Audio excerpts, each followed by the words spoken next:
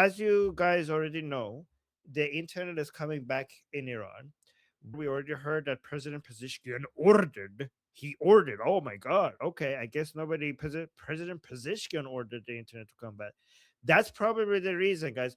Who here is um who here believes that the internet is back in Iran because President Pezeshkian, the authority that he holds, was responsible for the internet to come back in Iran, right? So President Pezeshkian ordered that the internet should come back, and apparently that was the reason. Like, nobody believes that. Nobody believes that President Pezeshkian has no authority over anything.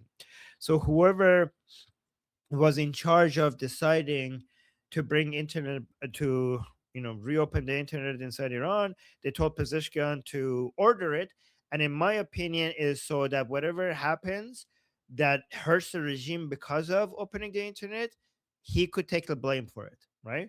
So whether it was the IRGC that decided to return the internet, or if it was the Supreme Leadership Office, the Beit Rahbari institution. Guys, remember from now on, every time we talk about the supreme leader, we're not talking about Mushtaba.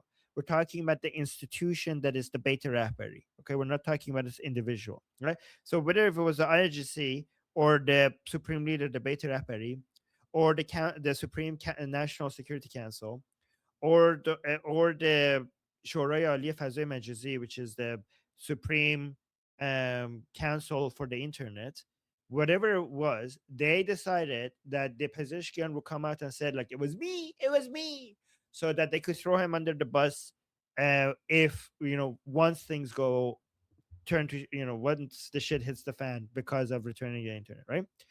I have one theory on why they brought the internet back. Okay, and I'm not saying this is the case. I'm not saying this is the case, but I would like you guys to consider it and let me know what you think. I think one reason they brought the internet back is because there is too much internal division within the pro regime people, and they need conflict, right? During the war with the Americans and Israelis, the pro regime people were united. This ceasefire is fucking with them so hard. Like, they cannot take it. They're like, bring us war. The ceasefire is turning us against each other. The pro regime people is escalating to really high levels. I've seen escalation among the pro regime people for the past 10 years. I've never seen it this fucking high. It's getting to crazy levels. And this, again, I've been saying this for more than 5 years. This is the greatest weakness of the Islamic Republic. If we ever get to the point where the regime is weak enough for us to be able to topple it, most of that weakness comes from the internal division that they have among each other. And the regime also knows that. And we have many signs that the regime knows that. This is why the regime prefers war with the Americans and Israelis over this current situation, because this current situation, the ceasefire situation, is causing so much drama and infighting and civil war between pro-regime people. So given that the Americans and Israelis are not fighting them, and this is going to make them turn on each other, they're trying to, I think, one reason, not maybe the only reason, but one of the reasons they're bringing the internet back, maybe temporarily, we don't know, is to get the anti-regime voices louder. They realize that by silencing the anti-regime people completely to this extent, and also not having the Americans and Israelis attacking them, the only thing that they have to do right now is basically point at each other for who's doing what, and whose fault it is that this is happening, and whose fault is it that that's happening, right? They need an external threat so that they could focus on that. An external enemy will get the focus of the pro-regime people back on the anti-regime people instead of against each other. I think that is one of the motivations that they putting the internet back, so that they could hear the anti-regime people as a threat to the regime. So the focus goes back to saving the regime against the external enemies. Okay, so let's see what you guys think. And also on YouTube chat, please also comment what you think about this theory. So BT, I think Sketch was the main person that wanted to talk about this. So let's go to Sketch. Yes. Hello, can you hear me? Yes. Okay.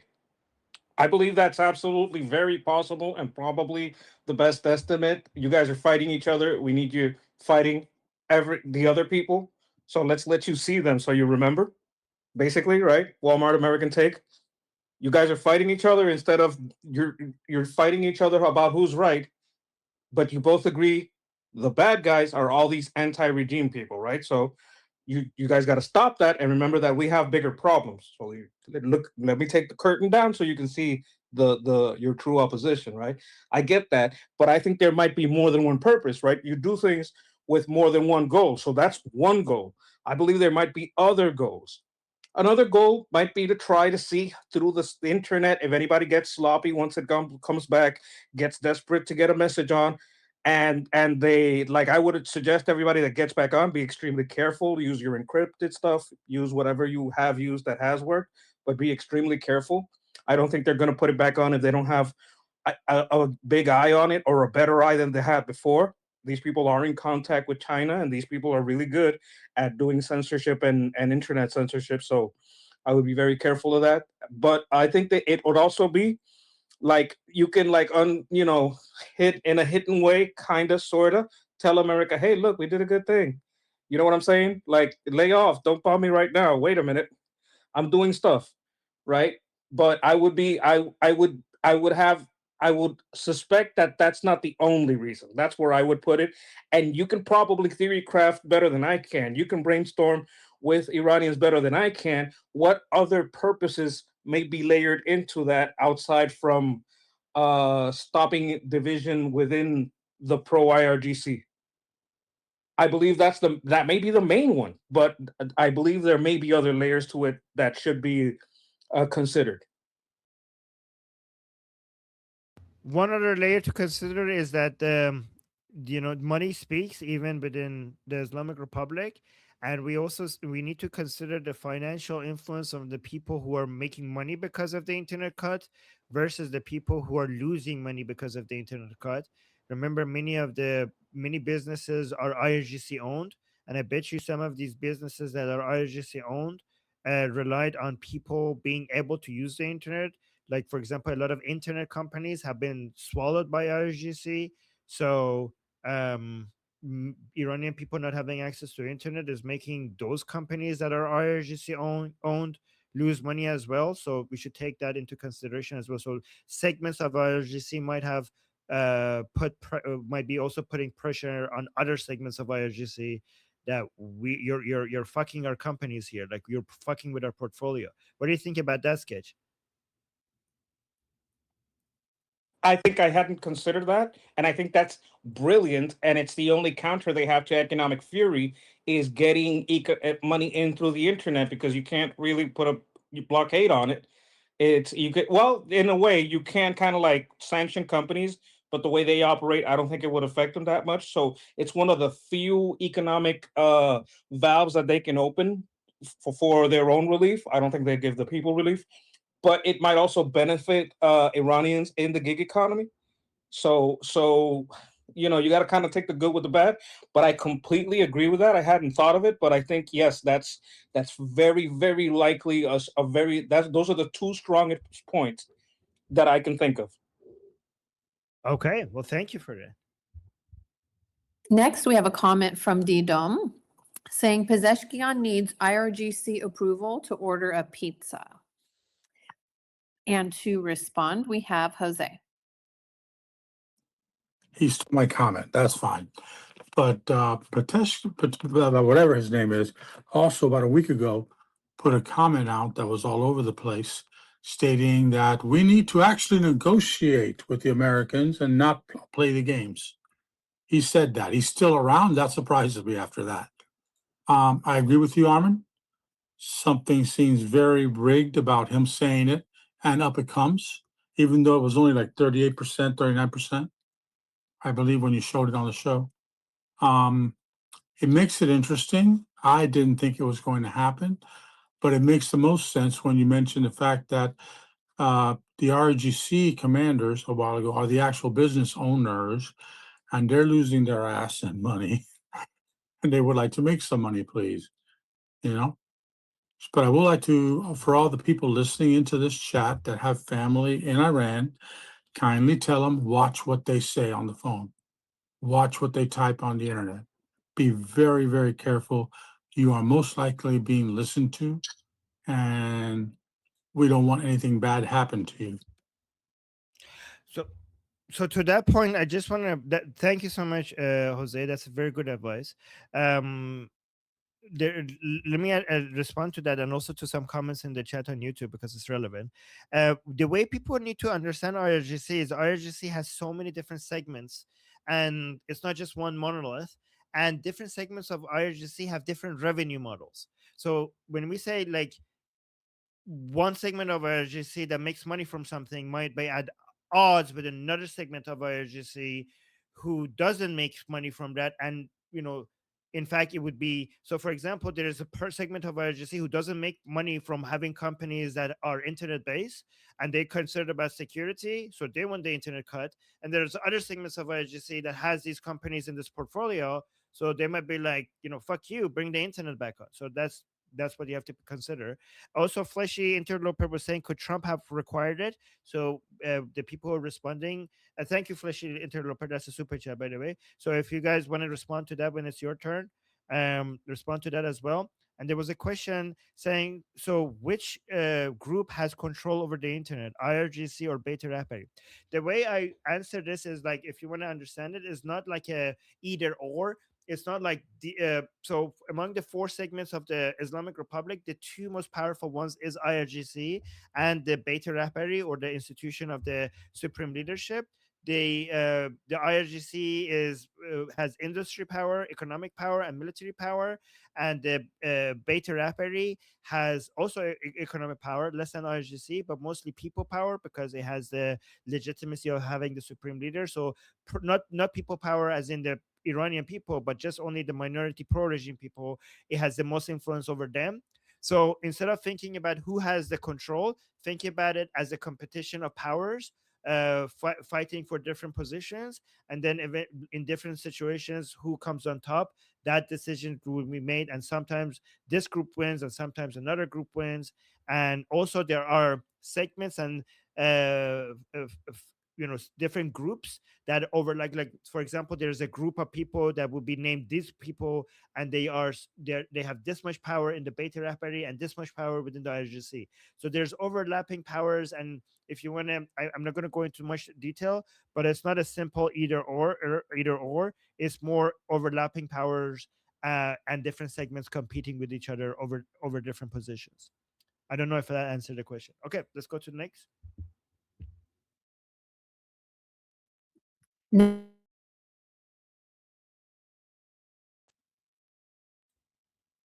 Thank you. Can you hear me? Yes. Good. So I think in terms of the internet being restored, it looks like it's being partially restored, and then it'll be fully restored maybe.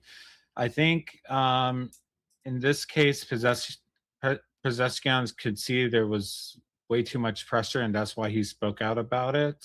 And the reason I say that is, if people remember last year when the Taliban shut off the internet in Afghanistan, there was so much pressure that they were forced to bring it back up. Now, in this case, the war has been a lot different and all that, for obvious reasons. But I think that's the main reason. So Armin, I think you made some good points. Sketch did too.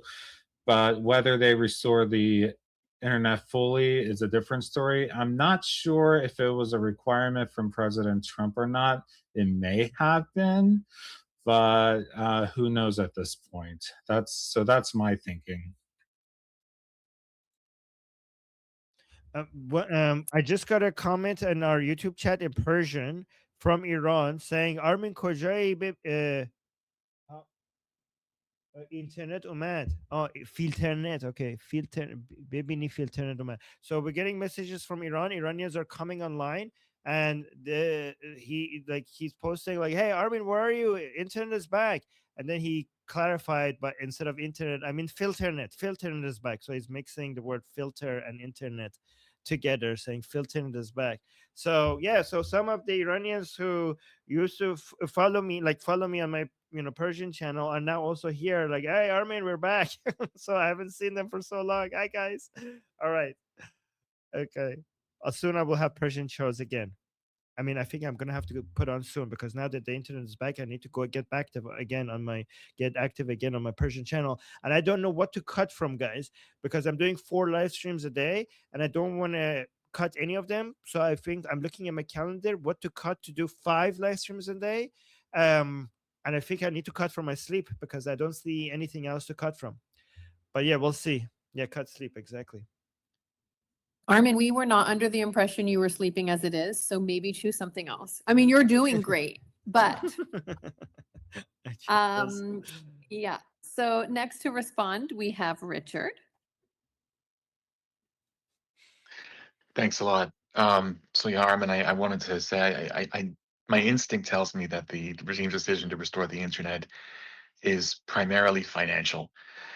And I'm saying that because I'm looking at this in the context of, the denial of the Qatari Lifeline loan, the rumored tensions with the militia groups over apparent non-payment, all the things that are happening, basically resulting from the squeeze, of economic fury. This is one of the few ways to relieve some of that pressure. The Bazaris are one of the, sort of remaining part of the power base of the IRGC. They're basically telling them that the internet blockage is at this point doing more harm than good. Plus, it would give the regime an opportunity to monitor and possibly take additional steps against opposition figures by giving them a microphone to speak into. So again, I think it's mostly financial, but there probably are some other incentives going on. So it might be. I mean, I would very much believe that it's financial would be a big part of it, probably. I don't know if the Bazaris would be relevant though, because the Bazaris are the private sector, right? And they are financially very weak compared to the industries that the IRGC controls. And the Bazaris are not at all the base of the Islamic Republic like they used to be at the beginning of the revolution, at the beginning of the Islamic Republic. They used to be a base, like a major support of the Islamic Republic. I mean, in fact, the Bazaris were the one who sparked the Lion and Sun revolution, right? And the private sector, which is the Bazaris, which the Bazaris are part of it, have been shrunk to such a small part of the Iran's economy, and that they cannot really compete with the IRGC controlled industries. And any internet business that has grown to be make significant revenues gets eventually taken over by IRGC. So I actually have friends in Iran that said that they left Iran. The guy started a company in Iran, an internet based company, and it grew, and it was being very successful. And he said that as soon as it got very successful, you get the knock on your door, and it's IRGC telling you that that's a very nice company that you have there. It would be a shame if we took over it and took it from you. And he's like, and he didn't want to give it to them, but apparently they made it clear that he doesn't really have a choice. So he was like, fuck it, and he left Iran and come and do entrepreneurship, like, I don't know, in the West.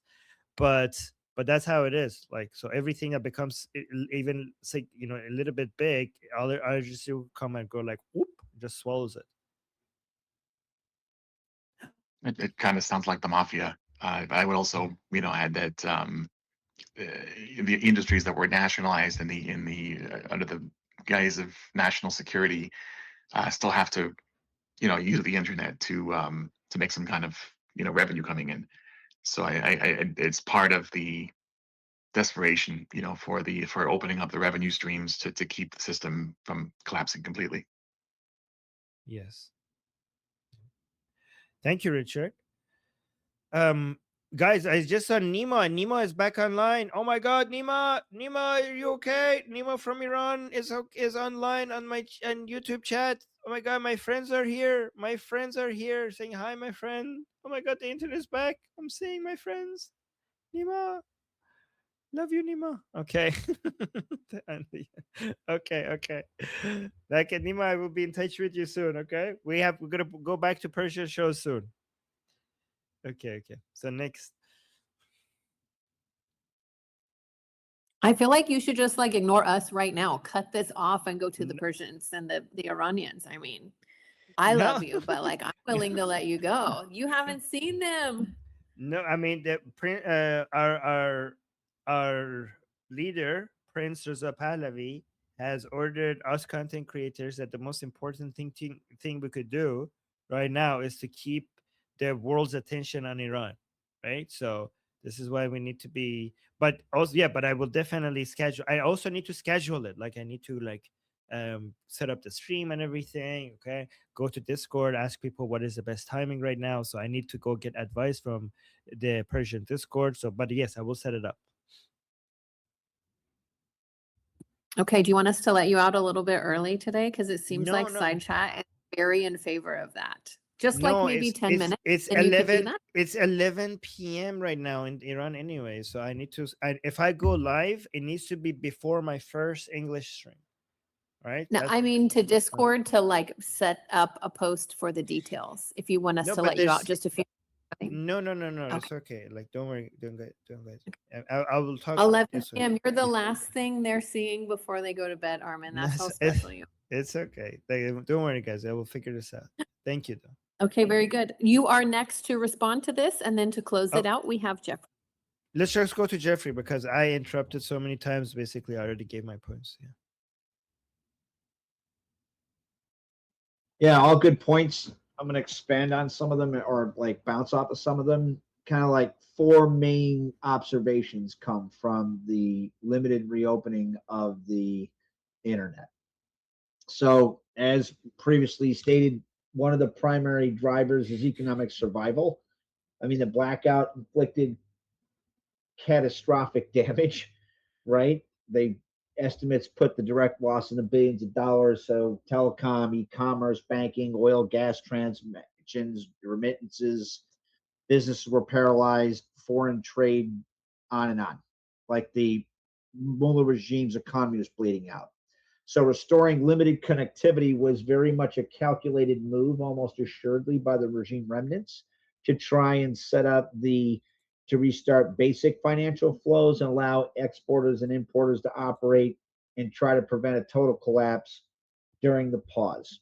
Regime insiders, are also trying to, like Pezeshkian is trying to cite it, improve cybersecurity. Well, he cited improved cybersecurity conditions and what he calls post-war stabilization. I'm going to actually revisit that in a second. The other one is negotiation and signaling optics. So turning the internet back on is the regime remnants' attempt at a falsely presenting normalcy or a act of strategic restraint to try and schmooze the Trump administration and regional mediators, which it's not going to work. It helps project the idea that the remnants are not a pariah state in total isolation, which they are. That's the image they're trying to push, like, to foreign audiences. Domestic audiences, the regime remnants know the Iranian people have fucking had it with them. Go figure, slaughtering over 100,000 people in a couple of days would do that. Internal politics. So Pezeshkian, I always fuck these names up. Pezeshkian and the remaining. Pezeshkian. Yeah, Pezeshkian. Just put it at the door. Ping Pong Head and the remaining reformists are trying to frame themselves as being in opposition to hardliners and IRGC. Yeah, I don't think that's going to work. Here's the issue, though, that jumps out at me. So it's the intelligence trap or surveillance windfall the regime remnants is almost assuredly trying to set up. That's why your friend very rightly called it that, like the Filternet. So using people's legitimate concern for their family in Iran right? To flesh out opposition networks. Very much something that the mullah regime has consistently done, right? The moment connectivity is returned, you have this huge surge of diaspora to arraign calls, texts, WhatsApp attempts, social media, all the rest of it. The remnant surveillance architecture, which is Chinese communist supplied tech, IRGC cyber units, NIN backbone, North Korean hackers, all the rest of that, is optimized to deal with this exact issue. Metadata collection. Please put it at the door. Oh my God. Sorry. So partial filtered restoration is actually better for long-term monitoring than total blackout. It forces traffic through these choke points and the regime controls. And there's historical precedent. The mullah regime has actually used similar restore then monitor tactics in 2022 and 2023 protests, which I'm sure Armin knows tragically far more about personally than just somebody from the outside looking in. What are the main monitoring things? Because this is just for your buddies, right? So they're probably going to use deep packet inspection at every gateway. Even if you use encrypted, it won't matter. Well, I mean, it's not going to be 100%. TLS and SNI inspection, so every encrypted traffic, so WhatsApp, Telegram, it's going to reveal its destination domain in the handshake, right, between the person and the network. The regime sees it's using WhatsApp or VPN and logs it. You're going to have filtering selective MITN. Help me out, Ian, if I got that wrong. So VPNs and circumvention tools are detected and throttled or logged by state-approved apps run on domestic servers where the content is fully accessible. And the resultant practice is they don't need to read every message. The metadata alone mats opposition networks, family ties abroad, and active dissenters. I mean, this is kind of like what happened. Think about what the Chi-Coms built. ZTE and Huawei provided the original DPI contracts and built let the regime monitor voice, SMN, email, chats, and all the rest of it. They helped build and upgrade the NIN to function like the Chinese Great Firewall. And it allows centralized control and mass metadata harvesting with zero extra manpower. So those are kinds of things that just immediately jump out at me. Not saying that Iranians, people amongst the broader Iranian diaspora outside of Iran should not take advantage of this to try and, help find out and deal with, find out how their family members are doing. I'm just saying those are things that jump out at me as what you might want to keep in mind when you do that. Sorry, it was so long. That's okay. I gave you the cat. If anyone noticed, when the cat stares at you, that's me staring. I've been using the cat. Yeah. Okay. So guys, when you see the cat, that means maybe shorten. Yeah. That's a good idea, by the way. BT, very nice. Very nice. Not you, Meowski. Sorry, not to be confused with the cat. Oh my God. Are we going to? We got some super chats messages to Iranian Please. people. Yeah. Okay. So thank you guys for the super chats. The first one is Sherry saying, "Dear people of Iran, the whole Armin world is with you." Oh my God. Oh, Sherry, thank you. The whole Armin world is with you. We love you. You are in our hearts all day, every day. Oh my gosh, Sherry, you're so sweet. Oh my God, that is so sweet. Thank you for that, Sherry. Okay, thank you. Oh my God, that was so nice. That's so sweet. And then we have Amir writing in Persian to the Iranian people who might be watching, saying, Iranian Aziz, ما نفس در سینه حبس کرده ایم و oh my God, that's poet. ما نفس در سینه حبس کرده ایم و تلاش کردیم صدای شما را به گوش همه برسانیم. ما قلباً با شما هستیم. دعا میکنم آینده روشنی که به شما وعده داده شده هر چه زودتر فرا رسد. Oh my God, Amir, that is beautiful. That is beautiful. Not in that was very poetic in Persian. I don't even know if this will translate well into English to be. Thank you. So Amir is saying, dear Iranians, this is such a Persian thing to say. I don't know how you did that. Saying we are all holding our breath and working hard to be your voice and to be your voice and send your message to everybody. Our hearts are with you. We pray for a bright future for you, the bright future that was promised to you. We pray for that. We pray for that to arrive soon. And thank you, Amir. Thank you, Amir. That was such a beautiful message. I know there are Iranians here watching right now. I know because I'm getting confirmation that that's happening. So thank you, Amir, for that.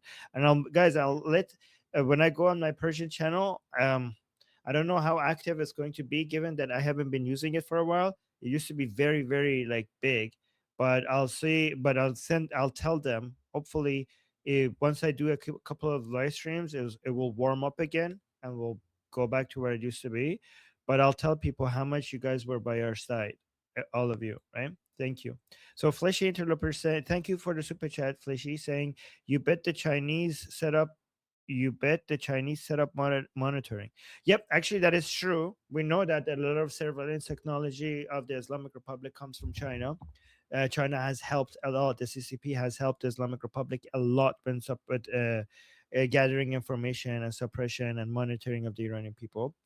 Very accurate. And then we have Sarah. Thank you so much, Sarah, saying, Armin, the people Armin, Armin, the people with knowledge. Okay, but she said instead of Armin, she's saying Armin. Armin, the people with knowledge. Preach. Thank you, Sarah. That's very sweet. My name is Armin Navabi. I'm an Iranian political analyst with decades of experience fighting the Islamic regime inside and outside of Iran. Make sure you follow me for more, and also make sure you join our discussion group. I'm there almost every single day. Come talk to me there and the rest of the people there in our group calls. It's a great place to meet and talk to people who like talking about politics. The link is in the description and or in the bio. You could also get there by scanning the QR code on the screen. See you there.